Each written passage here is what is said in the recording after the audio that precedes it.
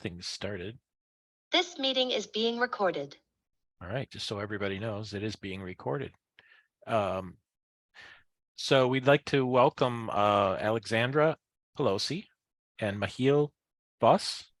Is Yes. that correct? Yep. And Very well. Thank you. yes, thank you for joining us with our little group of photojournalists.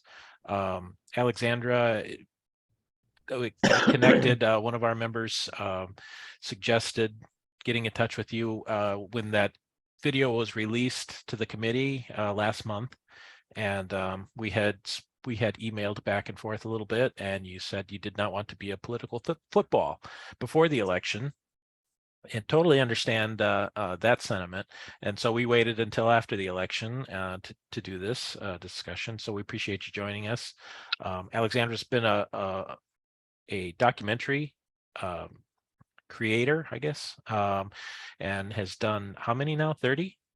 Did you say 14. 14? Oh, where did I get 30 from? Something. 30. But Wow, you that would be really impressive. But 13 is a good number too. But she's done different topics, everything from evangelical Christians to the Tea Party and homeless children and lots of others. Joe was just on looking at which one were you looking at, Joe? The 15 departing Congress members tell the newbies what to expect. And loved it. Thank you. I'm not sure he liked it or not, but it sounds like Joe liked it. But you can see all those there on your website. You want to give us what your website is? Well, they're actually on HBO. If you have HBO, they're all right. on HBO. But Okay. that one was on YouTube. You can find anything on YouTube if you just Google the title. Right. I mean, that's the funny thing is you probably all know from the work you do. Some work, sometimes you have an idea, I'm going to go film something or shoot something. And sometimes it really works. And sometimes not so much. So some things I've made are, I think, pretty good. And other things I'm like, you can skip that. But I can't, it's like children, we have 2 teenage sons. So it's, these kinds of things, these projects, these film projects, they start one thing and they become something else. And,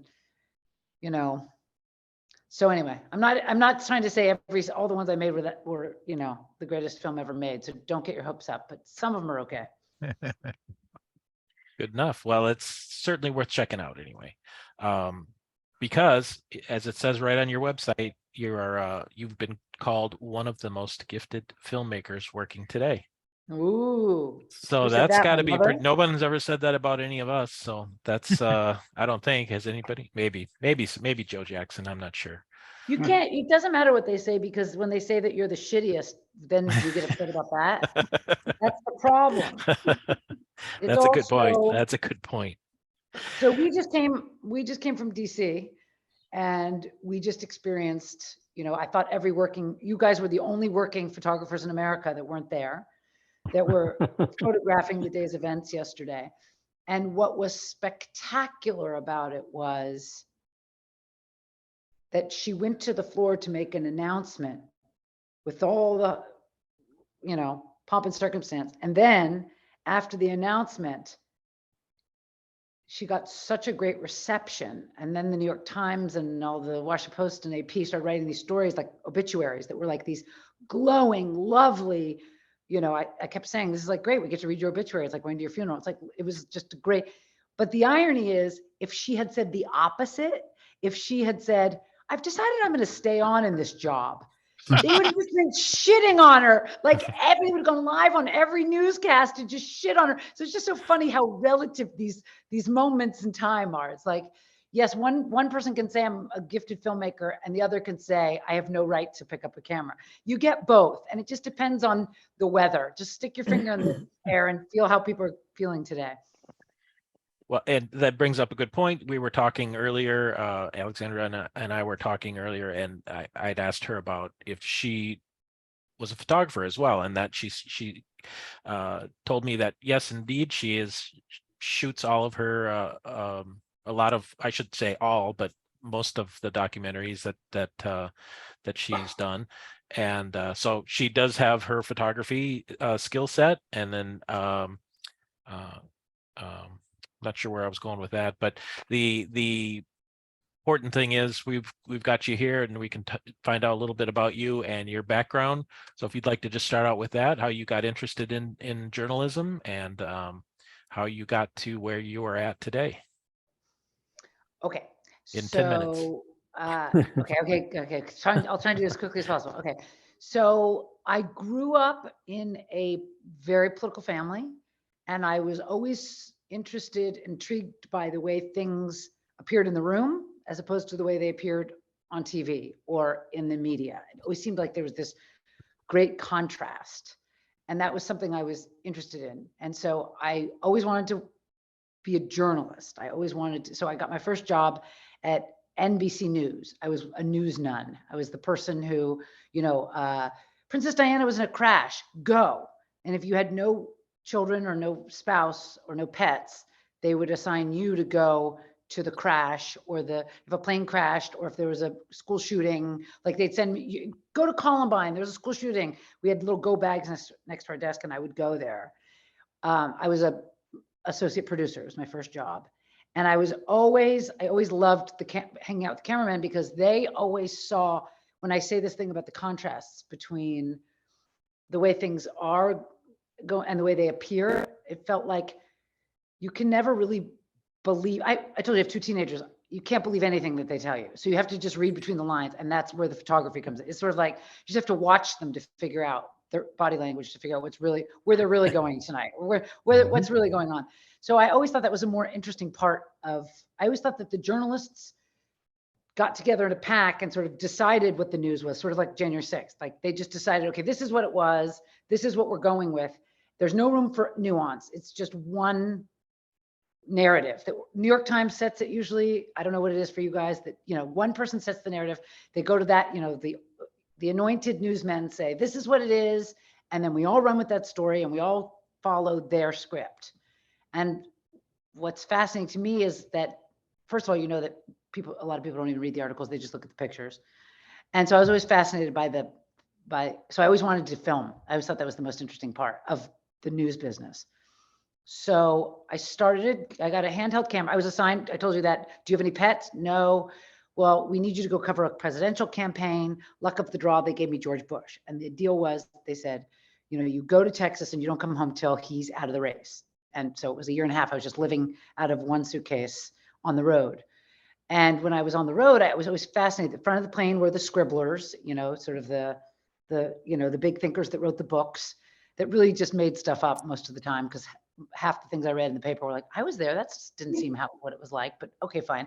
And then the back of the plane was where they called the animals, which were like the photographers and the cameramen. And that was my place. That's where I thought I belonged. That's where all the margarita parties were. And I thought that's I think where I belong. So then that's where I hung out, and they taught me, I don't know. I don't know that much. I usually just film everything on auto. I'm not a very good photographer, but at least I understand that content is what matters, and not just following what Frank Bruni from the New York Times says, So, and all the photographers always, to me, showed the perspective of the experience in a broader. They'd always step back. They'd always find a way to get the best view of it all from like 50,000 feet up here, instead of just going straight and trying to get as close to the candidate as possible. They just sort of stepped back, or like went to talk to people in the crowd, instead of just focusing on, the person who was giving out the talking points of the campaign. Anyway, so that was how I got my start. I got a camera and I started filming the campaign. And after Bush was elected president, I quit my job at NBC News, and I edited together a documentary in my living room of my experience of being on the road with George Bush. And that was my first documentary, Journeys with George. And then I went to the film festivals. I took it to different film festivals.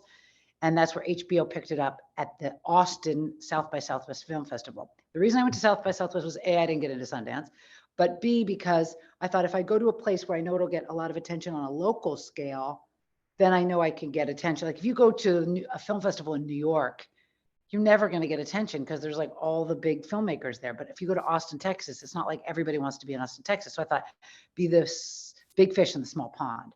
And it worked. And they picked up Journeys with George. And then the woman who ran the documentary unit asked me what I wanted to do next. And that's how I ended up doing my second documentary. And then I've been there ever since, just doing this sort of a lot of road trippy kind of movies, going on the road and following, it's a little political, religious, pop culture, it's all sort of in the same genre of politics and culture along those lines. Any questions? That was very. That was my succinct. life story. Yeah. Why don't you tell us a little bit about the, we'll jump right into the January 6th event, and tell us about what you were doing that day, how you ended up there, and we'll talk a little bit about the some of the video that you shot. I can show that too while you're talking.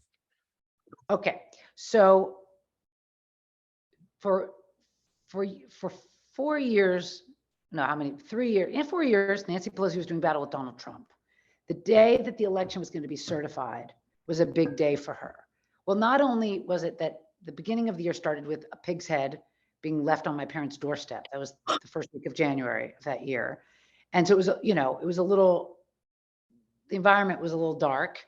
We'd known it had been going dark, and Michiel had come with me on a lot of these road trips where we did a film called Right America Feeling Wronged. We went to campaign rallies, to like Sarah Palin rallies, and we met a lot of people so we had friends that had been telling us for a while. I did another movie called Outside the Bubble, which was about, leaving my little bubble of Manhattan and going out into the real world and meeting Trump voters and all. So we had friends that had been sort of giving us the signal, like that January 6th was something was coming. But anyway, but I was there because I knew it was going to be a very big day in my mother's life. And I'd been filming her for 30 years. So I figured I wanted to be there for the moment she realized that Donald Trump was no longer going to be, on her neck.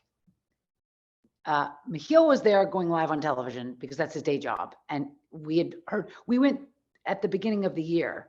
Don't forget, it was the beginning of a new Congress. So the new Congress was going to be sworn in. So we were there. We bring our kids to every swearing in, every 2 years when my mother gets sworn in. The kids have been to all of them in their lifetime. So we were not there because January 6th. We were there because my mother was being sworn in again as speaker. And so from there, why don't you pick it up, Michiel? So yeah, the timing for me was perfect because Europe is 6 hours ahead. So 2 p.m. was 8 p.m. Europe.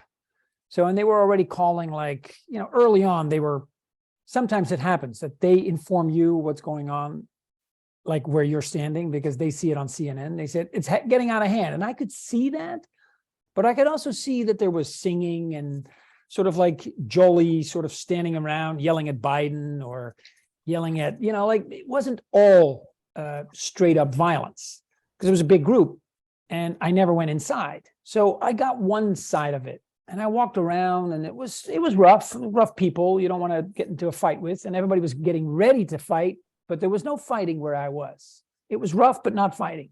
And then at around 2, I lost contact with you. You were inside. Obviously, I never went inside. And you said something like, we're getting out of here. It's getting weird. So I knew inside it was different. And that day showed me more than ever, which you probably deal with all the time. You only see what you see. It's sort of like a badly explained. Like I saw only outside. I didn't see the fighting inside with flagpoles and bear spray. But I did see outside a certain atmosphere, and I did see camera crews getting beat up, and that was violent-ish. But there was also a little bit of a jokester, hey, let's rough them up, let's have some fun idea mixed in. So it was a weird day to pinpoint, and only later, and this of course happens all the time, only later did we, through a commission and through endless media repeats of the fighting against around that one entrance, you sort of feeling you were like, yeah, it was really rough. But on the day itself, it felt rough-ish, but not outward rough, if I may say that. We were watching 60 Minutes when we got back, and there was a guy from the FBI. I think his name was Sherwin, and he said I was there, and it was like a carnival atmosphere. And Michiel said, "Yeah, it was like a carnival atmosphere. I understand what he's saying. It was like going to a NASCAR rally." Or in my little country where I'm from, like the 2 main soccer teams, the teams, they get ready to play soccer, but the fans get ready to, fight sometimes, and police needs to get involved. It's different than your football games. Your football games are like for granddads or grandmas. For us, it's like, hooligans, and that's part of it. And that's just how it is. And it's not always that way, but it felt a little bit like, "Well, let's get ready, let's beat the Blues, let's beat the Reds," and it was like that. But was it outside? Was it like, it didn't feel like an insurrection at that time? But then you hineininterpretiere, as the Germans would say, and then you sort of learn more, and you're like, "Ooh, this was much more than what I saw." So you have to also, there's also a certain humbleness from a professional point of view. Like, I was just walking around, not seeing everything, and I know that. I realized that later, that I only saw iceberg style, the tip, but not what was underneath necessarily. But the reason I think it's important is because there were a lot of people there that day. Yeah. And you can say not everybody that was there that day came to beat up a cop. And this is where cable news just distorts everything everybody says into, not everyone there wasn't bad people. You know, there were some bad apples in there that were throwing fire extinguishers at cops, and and those people have painted the whole day to be one thing. But it's obviously much more nuanced, because there are plenty of people that just went for a protest.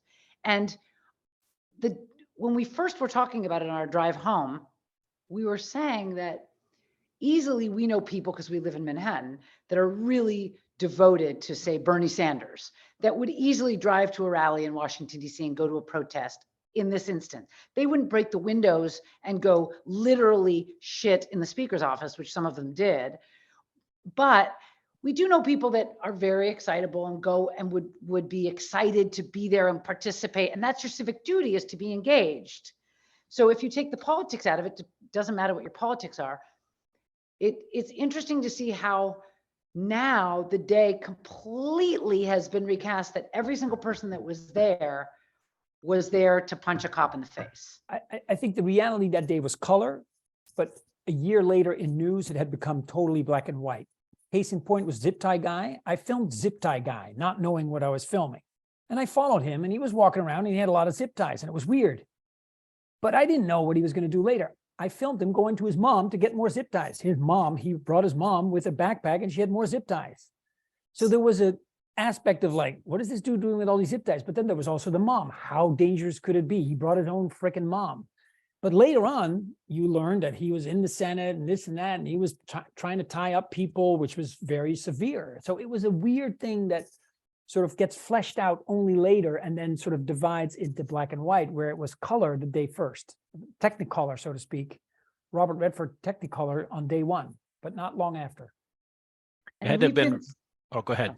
No, go ahead. I was going to say, it had to have been a really surreal kind of experience. I mean, Alexandra, with your mother, and your husband is outside, and you're not really knowing what each other are going through at the same time, but then you're also doing your jobs. Yeah, and as Alexandra, if I may, said in the beginning, Sarah Palin had taught us. If you go with Sarah Palin to a football stadium in West Pennsylvania in 2008, you knew 10 years later, oh, this is what we're going to get. I get it.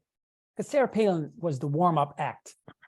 You know, she had all the elements. She was brilliant in that way, between entre guillemets. She was brilliant. And she did the same thing or similar-ish that what Trump did on steroids 10 years later. He was even better at it. But she was you could tell. And so I knew that atmosphere when you were outside, like just like you guys know what you're walking into. You're like, oh yeah, I got this. I know sort of. But then of course it went further, but partly out of my eyesight. And then there was the added weirdness of having your wife and a son inside. My son, of course, was, I'll let Alexandra say that. Well, the 16-year-old was standing where Ashley Babbitt got shot 2 minutes before. So we managed, according to they have surveillance cameras in the building, and they say that we were 2 minutes away from being that was it, and it's hard to grasp if it's like a car accident. If you've ever been in a car accident, if you've ever missed being in a car accident, you're like, I almost could have just gotten completely killed, but wait, I didn't. So it's hard to gauge, were you scared? Well, I wasn't scared because my mother has full security and I was with her. So I wasn't scared, but the staff people there don't have any security.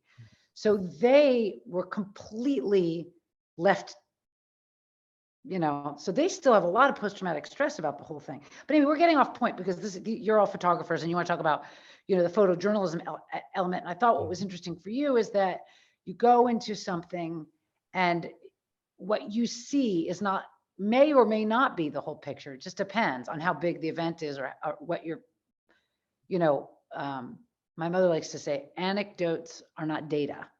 You know, just because we saw this, this, and this doesn't mean that that's data that defines the whole event. It's all much more nuanced. And it also depends on, now your interpretation of one day is totally depends on what media you consume and who you voted for. That shouldn't be. A day should just be, here are the events that happened that day, like a plane crash. Here are the events, and then, you know, why did this happen or whatever. But in modern American life, it seems the events are all processed through this filter of social media and talking heads and, you know, the vomitorium that's Twitter, and it all comes out as this weird. Was Twitter. Yeah. So I don't know. It's just interesting how what you think you see with your camera lens may or may not mean anything anymore. It's like a photograph.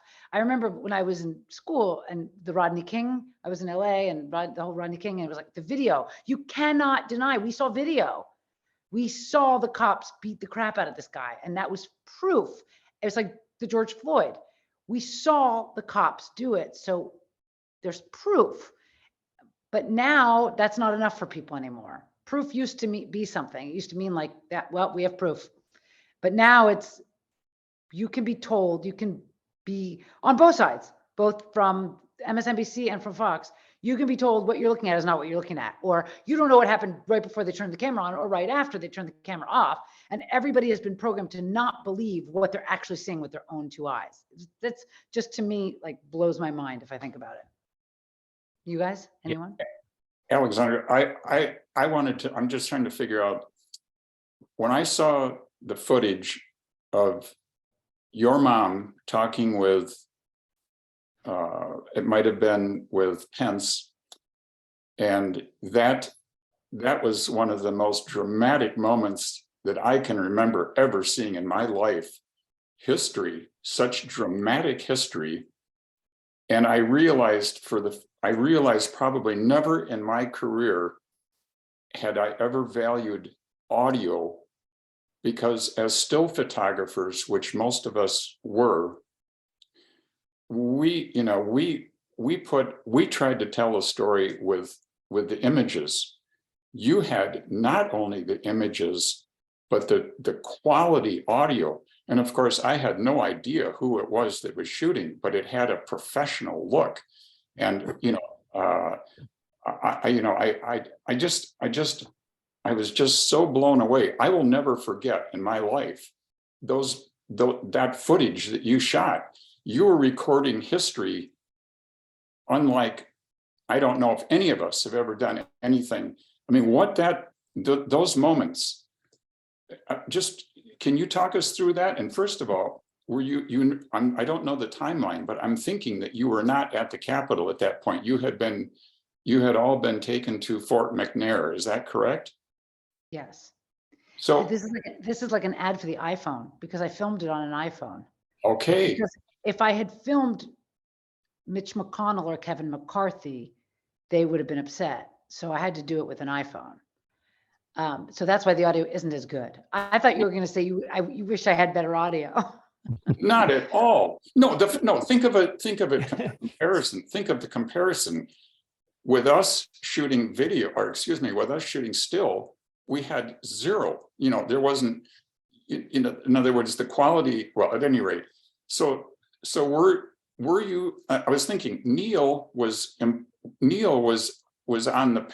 being paid for being there, but by contrast, you were there as part of just a family event. Am I correct? Yes. I was not working that day. Okay. And additionally, I was thinking that, looking at that with such envy, that you were able to do your thing with your camera, your video camera. And I didn't see, it appeared that you had a rapport with most everybody, that you were not considered an outsider. You were like invisible. Do you know what I'm saying? That it didn't seem like people were trying to push you away, and you know, like we're all used to the cops and the security people pushing you away. You were right. You couldn't have been any closer to the action. Well, I think that's the value of being a nobody. I think they don't, if I were, let's say, a more well-known documentary filmmaker, maybe they would have pushed me away, but they just didn't take, you know, they're important people and I'm nobody. So I think that's why I mean, if they knew, if anyone in that room had seen any of my films, which clearly they hadn't, they might think, she's a documentary filmmaker. Maybe we should kick her out. But they didn't know who I was, so they didn't care, you know? But did most of them know who you were, that you were Nancy's daughter? Yes. Most of them knew that. And there was nobody in the room. There was the only people in the room were the people you saw in the video. Well, when you were taken, I'm sorry, would you repeat that sentence? The only people in the room were the members of Congress who had been evacuated and the security guards that had evacuated them. And Chuck Schumer made a joke in the beginning. He's like, Nancy, she always brings an entourage because my mother loves to bring her family. She has 5 children and she loves to have her children with her. So we're always around.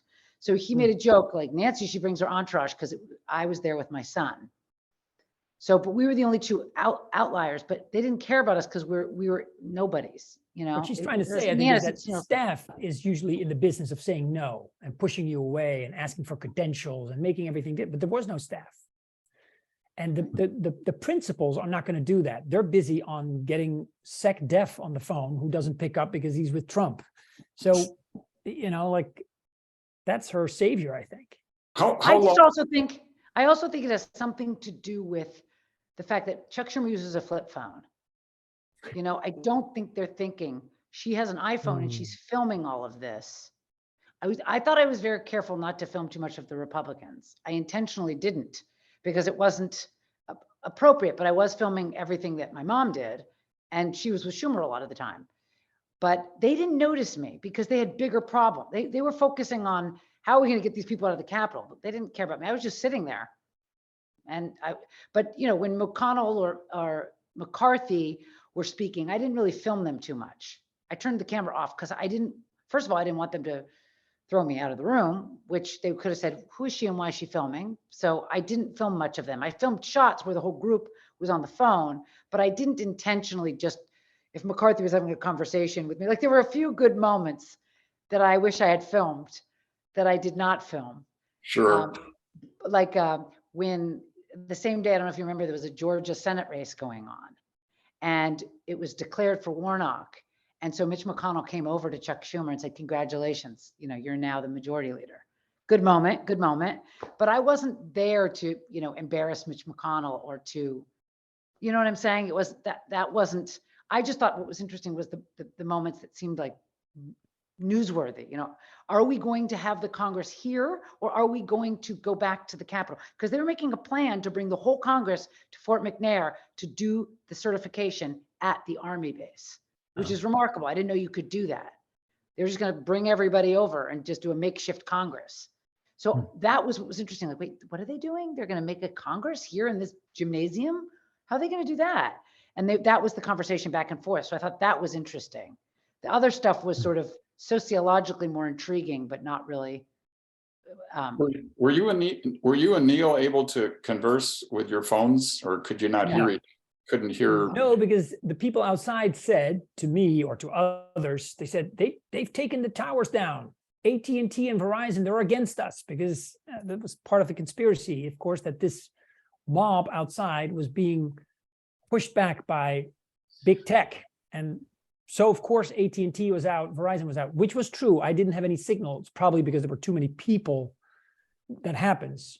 Later on, I had a signal to call with the Netherlands. I have to open a door. I'm sorry. No, that's fine. Alexandra, I'm going to show some of the footage from that day that was presented to the committee, and if you want to talk about that a little bit. Okay. No, you did not. This was not your footage. We're starting to get surrounded. They're taking the north front Scaffolding. Unless we get more munitions, we're not going to be able to hold. The door has been breached and people are gaining access into the Capitol.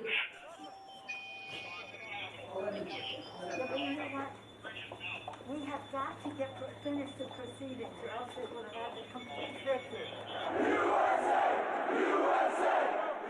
Senator Schumer is at a secure location, and they're locked down in the Senate. There has to be some way we can maintain the sense that people have that there's some security or some confidence that government can function and that we can elect the President of the United States. Did we go back into session? We did go back into session, but now apparently everybody on the floor is putting on tear gas masks to prepare for a breach. Well, I'm trying to get more information. They're putting on their Tear gas masks. We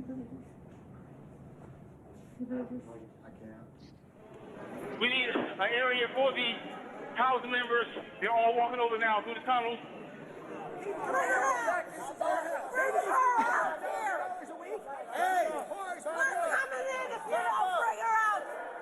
I'm going to call up the effing Secretary of DOD. We have some senators who are still in their hideaways. They need massive personnel now. Can you get the Maryland National Guard to come too? I have something to say, Mr. Secretary. Well, I'm going to call the mayor of Washington, D.C. right now and see what other outreach she has to other police departments, as Senator Leader Hoyer has mentioned.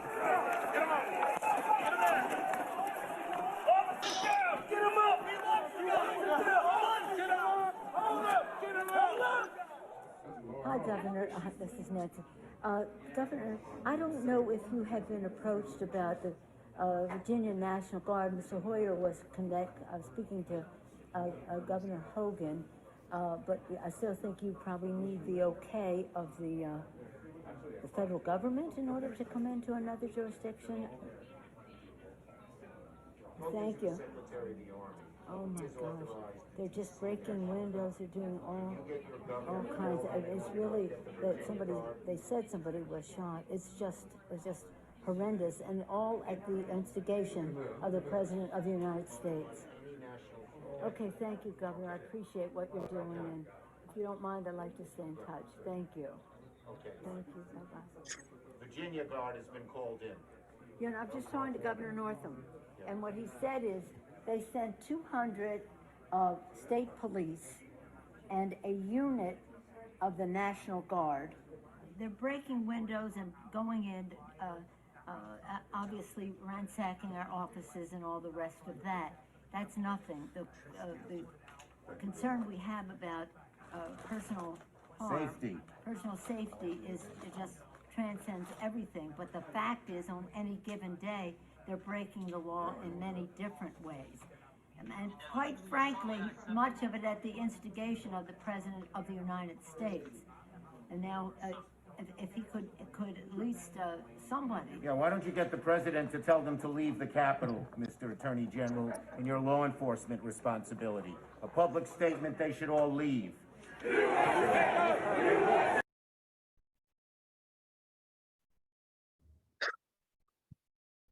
Okay.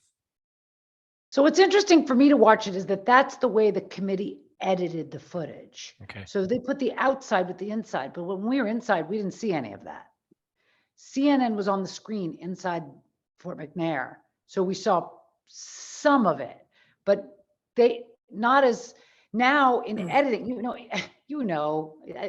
every life is all about editing. It's all in the edit.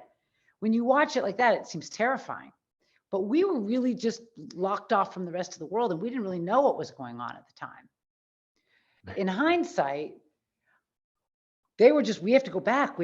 All they wanted to do is go back to the Capitol. They didn't really realize how dangerous it was getting there. So that's interesting to me, and these events that were filmed, just like George Floyd, by the individual. You guys are professionals or retired professionals. Now every jackass has an iPhone and walks around filming this stuff. It's funny that the insurrection was filmed by everybody that participated. Everyone was participating in the crimes they were committing, which is fascinating. So Alexandra, who else, if anybody, had any video like yours? I don't know. Well, is it possible nobody? I don't think anybody was filming. I mean, inside the bunker, nobody could have been filming because there was nobody there. Everybody Well, there no, had a role. Right. I think it just further illustrates the value of what you shot. It's just incredible. If you hadn't been there, we wouldn't have the feeling of that. And not to put down still photography, but just looking at that again, it's like I would feel so frustrated as a still photographer, even if I had the same, opportunities that you had, because I looked at those and I studied those just now, seeing it again. The photos could not work without the audio. So no matter how bad, no matter how much you wish the audio was better, you could close your eyes and find that sensational news that you recorded. I'm curious, next question. How did it end up in the hands of the committee? I mean, did you volunteer it? Was it subpoenaed or? Yeah, I volunteered it. I mean, the day I got home, I uploaded it to some sort of website. I gave it all over instantly because a couple things. One, I knew that they were tracking everybody's cell phones, everybody, if you were near the Capitol that day, you need to clear your name, no matter who you were. That's why I was worried that Michiel was going to go into the building. I was glad he didn't go into the building, because if he did, he doesn't have a press credential. He could have been facing charges for going into the building. People that went into film inside claiming they're journalists and they're on trial right now. So anyone that was near the building that day, you had to explain instantly what you were doing there. The main reason why I gave all it to the committee, and then as soon as the committee used it, I gave it to all the networks. Just gave the raw dump of here's everything I gave to the committee so they could do what they wanted with it. Because I have been working on a documentary. I mean, I've worked on these I'm working on a different documentary right now, but over the course of the 30 years that I've been filming, I've also filmed Nancy Pelosi, and I do have a documentary about Nancy Pelosi coming out in about 2 weeks. That is it's spanning like 30 years of her life, but a lot of it's on the Trump years. And I didn't want people to say, well, you had access that nobody else had. And the only day that I actually had access nobody else had was January 6th. So I thought if I give it away and all the networks have it for free, then no one can ever say I benefited from my access that day. Because the rest of it is just kind of like following her around to, whatever she does during the day, which I guess anybody could do technically. I mean, if they had been around for 30 years. But January 6th was the only thing that security took me because I was her daughter. And that's why I filmed it. And that's why I thought it belongs in the public and it's not my property. It belongs to the public domain. Because, the haters are going to hate, that they're, also the conspiracy theorists. So because he was outside filming, the QAnon shaman was, a good character that day. And this is how conspiracy theorists start.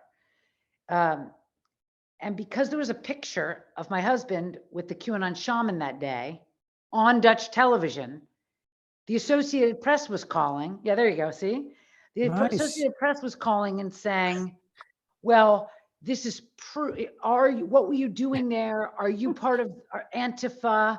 Were you with him? Were you working with him?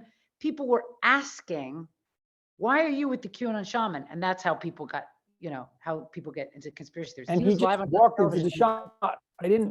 I was a bad producer.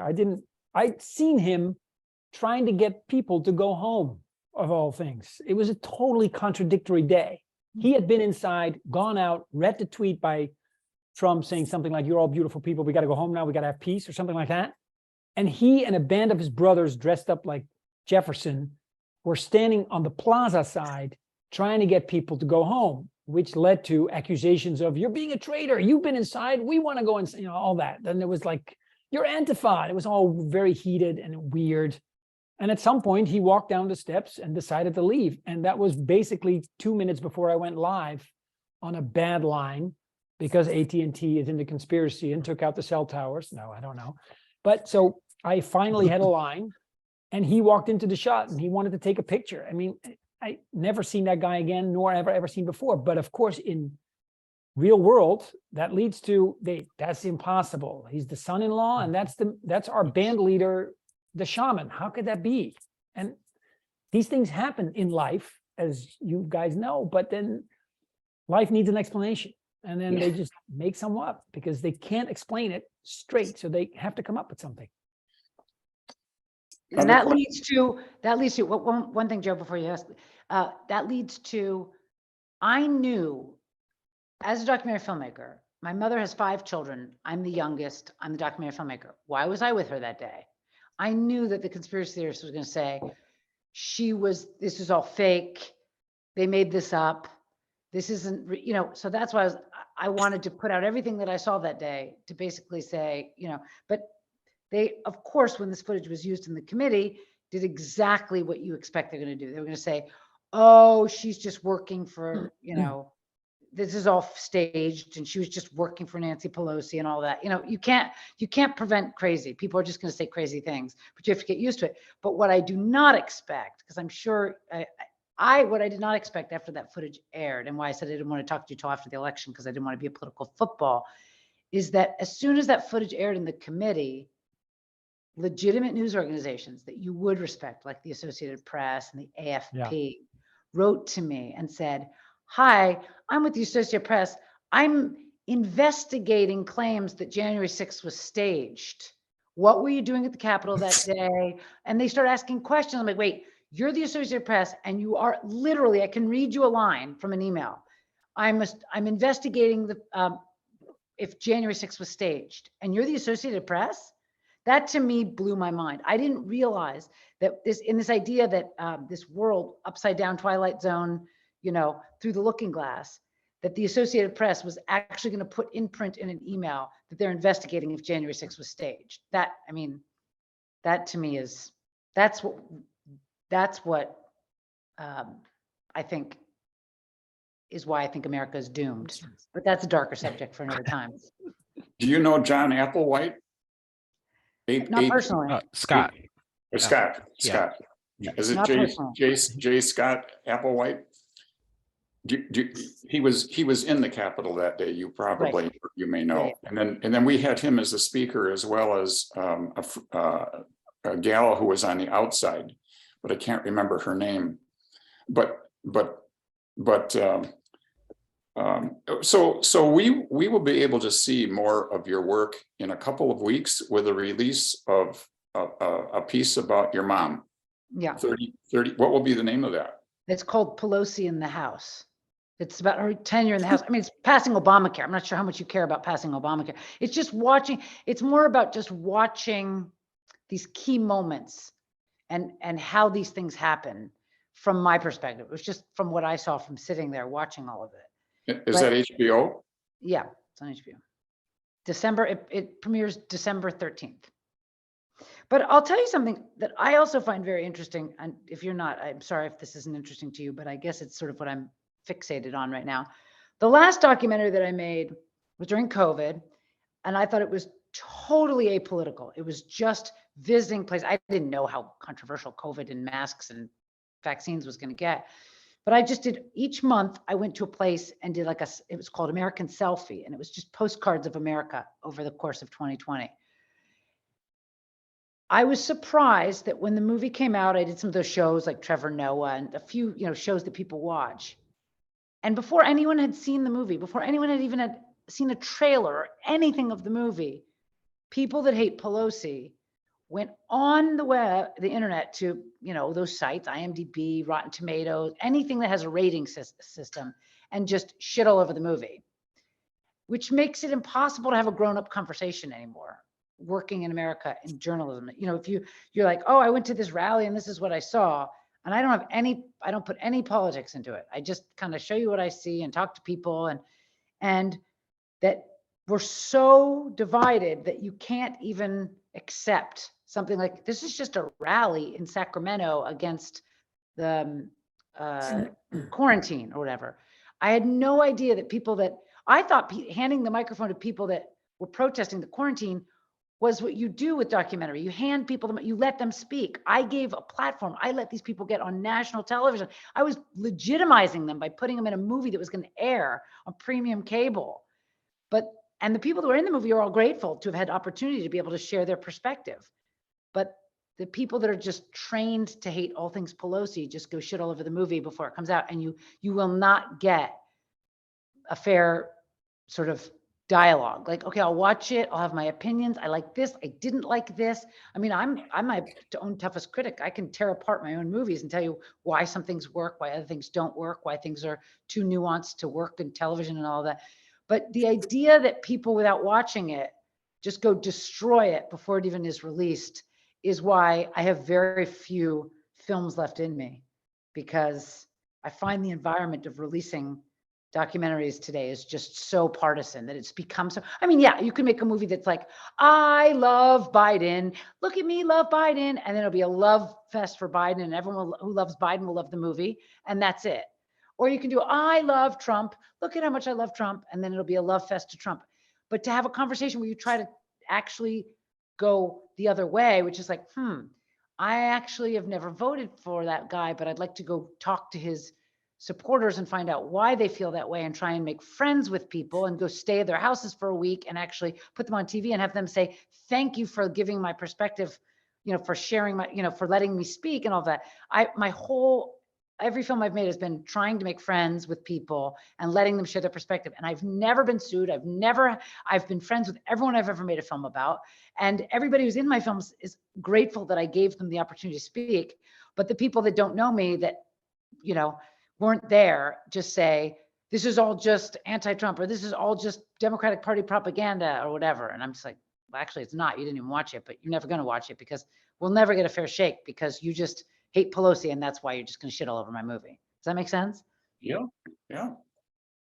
Unfortunately. So you can hate my movie. If you watch my movie and you go, oh, I didn't like it very much, and I'll go, okay, why? And then you'll say, I didn't think this was very interesting, or I didn't think you got that right. I go, oh, okay, well, let me tell you why it was like this.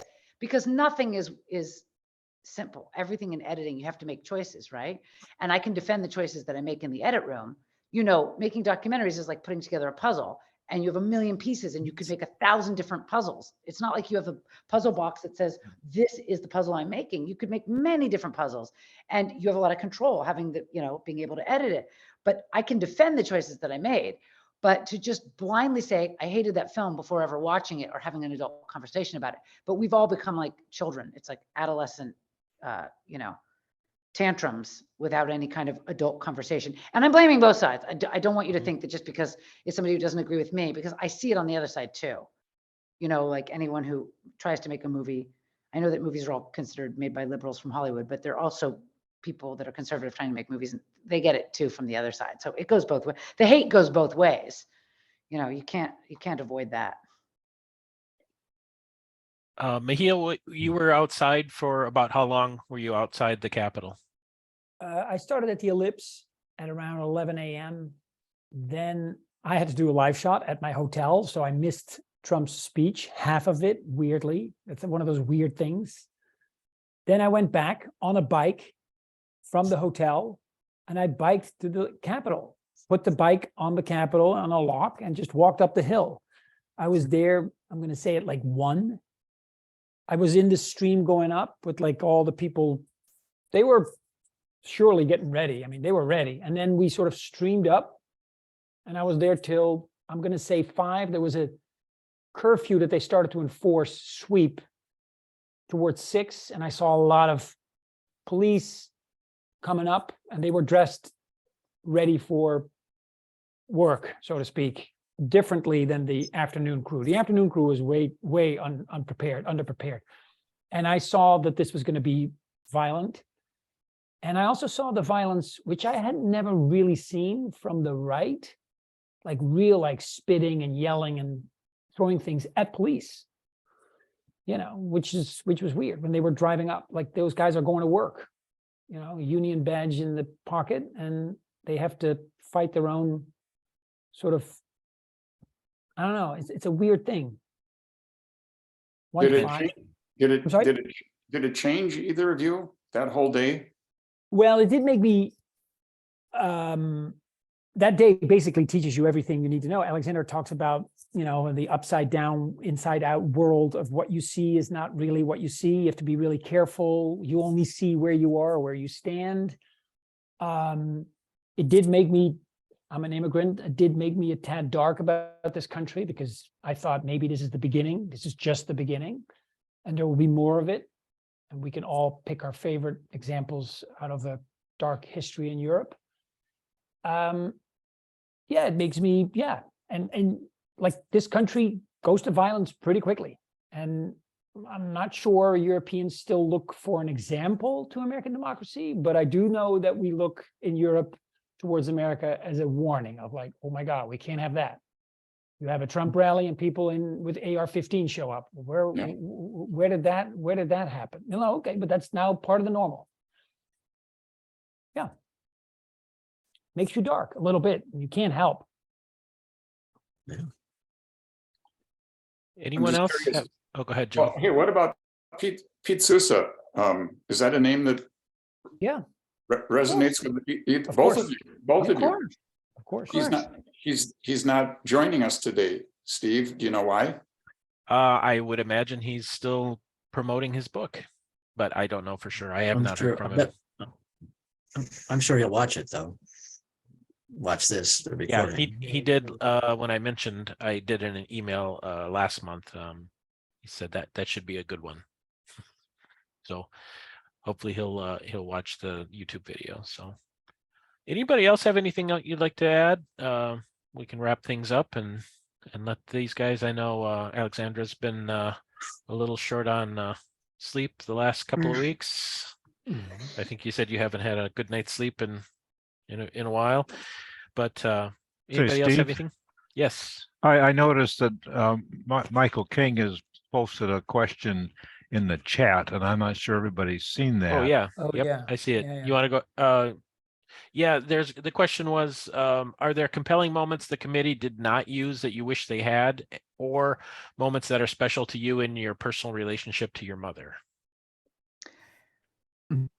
The committee was trying to make a point. I'm not entirely sure exactly what the point was that they were making, but they used it to make whatever point that it's like a trial. They're trying to make a point. I filmed so many hours that day. Sociologically, I think the arc, it's just time. You need more time. You need more time to tell a different story. It's a story. She was the captain of the ship, and she did not want to be taken out of that building. And she was angry at the security for taking her out. And I thought that was interesting because she was getting mad, and she doesn't get mad often. She was getting mad at the security for removing her without her permission. She left her cell phone behind. She didn't know. They said, they said, come down here. She was at the podium and they said, come down. So she stepped down, like she thought, oh, they were going to tell me something. And they grabbed her and pulled her out of the building. And the whole time she was saying, I can't leave. I have to be with my members. And on the way back to the Capitol, she was saying, I just feel bad about my members. Like I left them. You're not supposed to be, as the captain of the ship, the person who gets taken off the ship. And I think that was interesting. I also think that for my son to process the whole day, when you asked about the question about, did it change you? When I was 16 years old, my mother came to me and she said, Mommy has a chance to run for Congress. I was the only one left at home. And she said, I won't do it if you don't want me to. I'll stay home with you, but this would be a great opportunity for me. And so I said, Mom, get a life. She loves to tell that story. I said, Mom, get a life. And the rest is history, right? 35 years later, I'm sitting in the ICU after my father's been, left for dead. And I'm sitting there thinking about how this all happened. And I'm thinking, I told my mother that day, if I had to do it all over again 35 years later, knowing now the price my family was going to have to pay for that, I would say, no, I never would have given her my blessing. Wow. Because on January 6th, her grandson, who's 16, the age I was saying, why do all these people want to kill Mimi? They call her Mimi. Why do all these people want to kill Mimi? I don't understand. He's 16 years old. He doesn't understand. But he keeps asking me, why do they want to kill Mimi? And I'm thinking that's not normal for for teenagers to grow up in an era where they look around and they just think, all these people want to kill us. And that's why she has so much security. And that's why we have, and then of course, that was what he was asking on January 6th. Then you think of what had happened to my father just 2 weeks ago. And just the weight of all of that, to me, has broken me. It's really broken me as a person. I just don't have, my mother loves to give speeches about how this is the greatest country on earth. And I actually think that my Dutch husband can take me away to Holland. I'll live happily ever after. And I'm not sure I share her sentiment. I think she said in my video of January 6th, I hope Trump comes here, I'll punch him in the face. And I said to her, if you go on the House floor and you say, this is the greatest country on earth, I may have to punch you in the face. Because I'm just not so sure I'm buying into this greatest country on earth stuff. I think that social media destroyed this country. I think the misinformation that's spread on social media has destroyed the intelligence of this country. So that's my deep closing. I'll just ruin your day with that. How's that? That's the plate of shit I'll put on your plate. You answered the I'll question. call it chocolate ice cream. You answered the question. Yeah. Alexandra, do you think it may be the same in other nations, that social media has destroyed other nations as well? Because certainly they're going to have the same amounts of misinformation, not just us. No, of course. Yeah. Of course. Probably coming for everyone. We're just ahead of the curve like everything else. Yeah. We're still a We just little take ahead it- of the curve. We just on do this. everything extreme. We're in the extreme. We do everything in the extreme. And heavily armed. Right. Yes.